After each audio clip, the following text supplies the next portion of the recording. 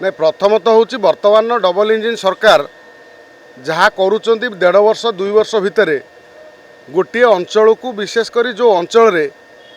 गोटे critical disease अंचल पलटि ताकू अणदेखा करवा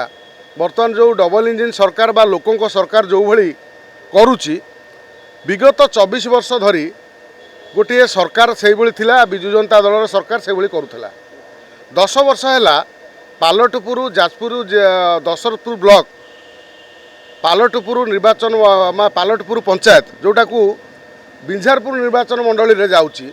से पालटपुर ग्रामवासी एक प्रकार 10 वर्ष है एक माने आक्रांत माने भयभीत अवस्था अच्छा कहीं से पानी पी पाखापाखि 120 रु ऊर्ध्व लोक मरीगले 20 लोक बर्तमान विभिन्न हॉस्पिटल चिकित्सा होउचंती जेतबले से पानी गोटे खनिज पदार्थ से पानी रू बाहर से पानी पी लोक मरी जाउचंती किछि ट्यूबवेल को सेठी बंद कराई सील कराई सेठी से गोटे गोटे गोटे पंचायत गोटे बड़ पंचायत टी से पंचायत रे जेतबले एते लोक चली गले से पंचायत रे एभली अवस्था जो अवस्था रे माने कोन लोक माने एभली माने पानी पीकी लोकंकर जीवन जाऊँगी कैंसर आउ किडनी जो फेल्योर हुए गोटे मनीष को अवस्था को जाए ता परिवारटा केते तलितलांत हुए आपण मैंने समस्त जानी जो कथा कुआ नेत्री जड़े अच्छा भारी जोर गपंती आसिक मुह टाण करी ओडिशा रे गपंती बिजु जनता दल प्रमीला मल्लिक नेत्री थिले तांको नजर पड़ नाला तमें देश समस्या राज्य समस्या कथा बेलू आगे आसिक मुह पूरे कही दौच बड़ बड़ कथा अंततः तुम निर्वाचन मंडली रे गोटे पंचायत जो पंचायतवासी तुमको भोट दियंती भोट नदेले भी तुम पंचायत तुमर से पंचायत लोक मैंने एभली असुस्थ होई रोगरे पड़ुचंती एते हैरान हरकत होउचंती जीवन चली जाउची तापर नजर ना से बाबद कहीं गोटे राज्य नवीन बाबू को आसी कही से ऊपर गोटे बड़ आकार कार्यानुष्ठान ग्रहण कले सेठिकार पानी व्यवस्था कले शुद्ध विशुद्ध पानी पीवाई विशुद्ध पानी व्यवस्था कले पानी पी बिना जल रे कहीं बंची पारे कि कौन से जीव जंतु पशु पक्षी वृक्षलता किए बंची पारे तेणु जल जो जीवन से जल पीक जो जीवन जाऊँगी से दिगरे से अंचल विधायकर जो चुप रहा ए बाबद संपूर्ण नीरव रहा और निखोज रहा ये कौटना कौटी दर्शाऊँ ये गोटे गोटे माने कौन रुग्ण मानसिकतार परिचय देखा आमे देखिले जे कांग्रेस दलर जे कौन पीसीसी सभापति अच्छा भक्तचरण दास सी सेठी जाई पहुँची से कथाटा को जितेबाला हाइलाइट कले प्रेस मीट कले अंचल बुलिले सेतबले सारा ओडिशावासी जानिले जे से गोटे एभली अंचल अच्छी जो अंचल लोक मैंने एभली पानी पीकी आक्रांत होउचंती जेतबले जनकर माँ चलीज जदि बाप चलीज ता छोट छुआ ता परिवार बंचब केमिति से अंचल ये केते घटना घटुची छोट छुआ गुड़ा अनाथ हो जाती माने माँ चली जाऊँगी बाप चली जाऊँगी केते लोक युवा अवस्था चली जाऊँ किडनी फेल्योर हो जाऊँगी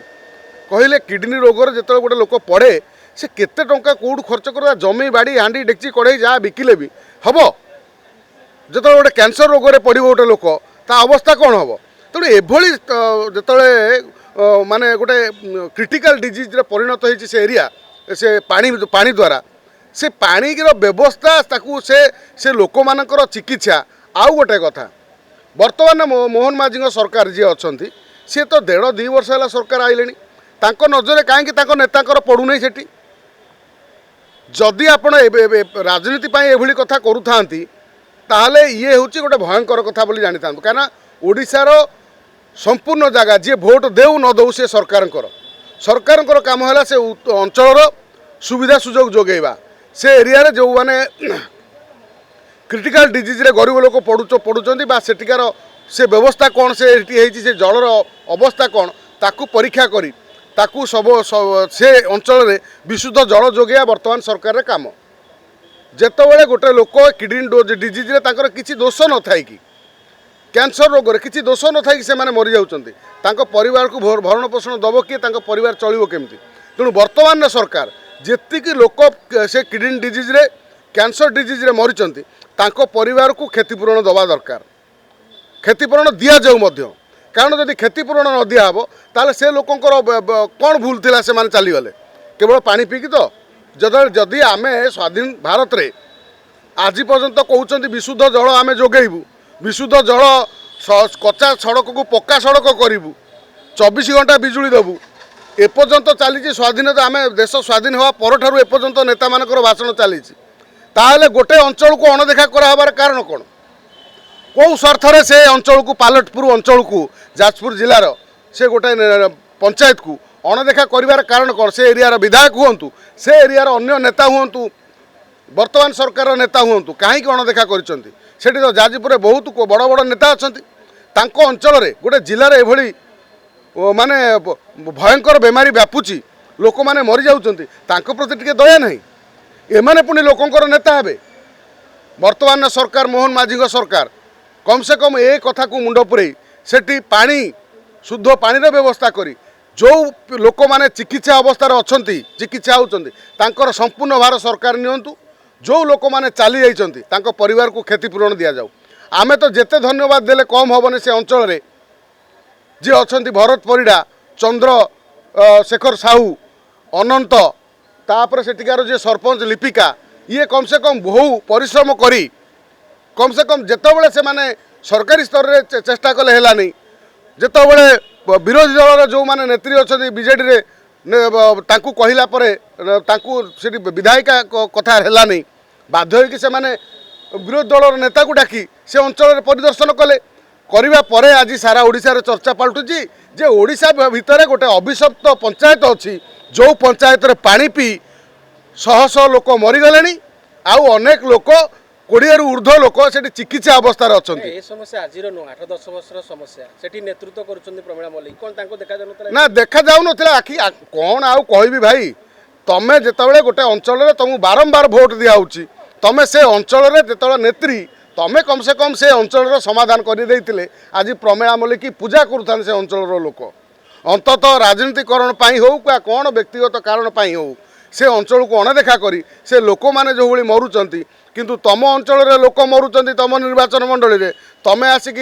बाहर बड़ बड़ कथा कौच ये केबे लोक या ग्रहण करेंगे ना तेणु जितेबाला निज अंचल को सुविधा सुजोग तुम जोगे पारुना ताकू ट्रिटमेंट चिकित्सा करा जाई पारुनी सेठी शुद्ध पानी पाखे पहुँची पारना ताने केते लोक से पानी पीछे वर्तमान आउ केते लोक से आक्रांत होते से रक्त परीक्षा कराई से रक्त किडनी आउ हार्ट ठीक अच्छी कि ना कैंसर जीवाणु भितर अच्छी कि ना ये गोटे चिंतार विषय पलटि तेणु ताकू परीक्षा करवा दरकार आउ विरोधी लोकर आज सरकार थिला बेले इंद्रचंद्र मानु नथिल विरोधी दल आसला